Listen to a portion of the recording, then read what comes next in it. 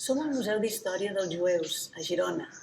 Des d'aquí us volem proposar endinsar-vos en una història protagonitzada per una dona, anomenada Estelina, que va viure al Call de Girona al segle XIV.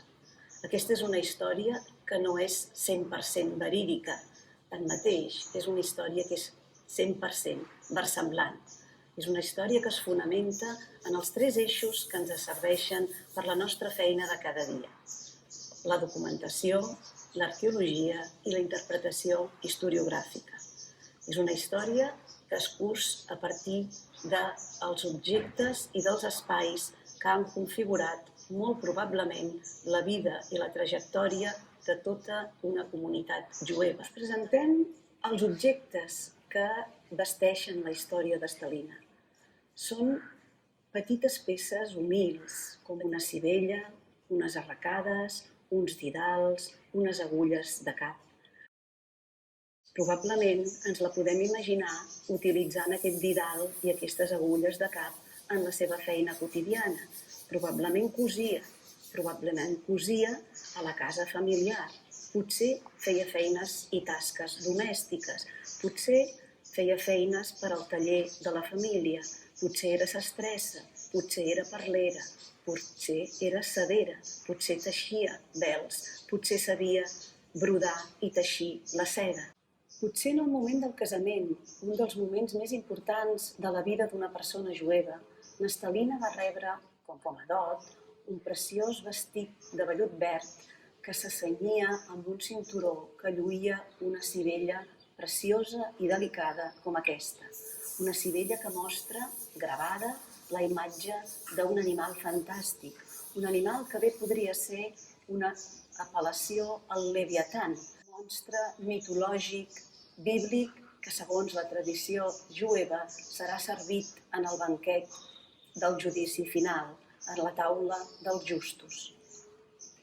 Alguns d'aquests objectes varen ser localitzats precisament en el perímetre, en els espais que actualment configuren el museu. En aquest espai arqueològic, les recents excavacions realitzades a l'any 2013 varen posar al descobert les estructures d'una antiga casa habitada per famílies jueves. Aquesta casa va esdevenir l'habitatge d'una nissaga jueva de Girona, la nissaga dels Desportal, una família de la qual en podem comptar 5 generacions successives de metges, de gent dedicada a la medicina, en un àmbit territorial que abraça des de Camprodon a Girona, passant per Besalú i per Sant Feliu de Guíxols, i en un àmbit cronològic que arrenca del 1329 i arriba fins a l'any 1492. Un dels membres d'aquesta nissaga de metges, Mosè Natan Desportal, era espòs d'una dama jueva, una goig. Goig, en el moment de fer testament, a l'any 1410, llegava en els seus 2 fills una biblioteca familiar, una biblioteca magnífica configurada per 136 volums, molts dels quals formaven part de la ciència mèdica.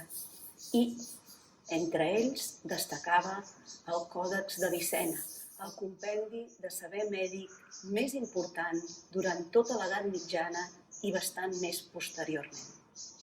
Goig, com Estelina, complien amb els preceptes rituals de la seva religió. Un d'aquests preceptes, probablement dels més importants de tots, era la purificació en aigua viva, la purificació en el mikvé o en el bany ritual.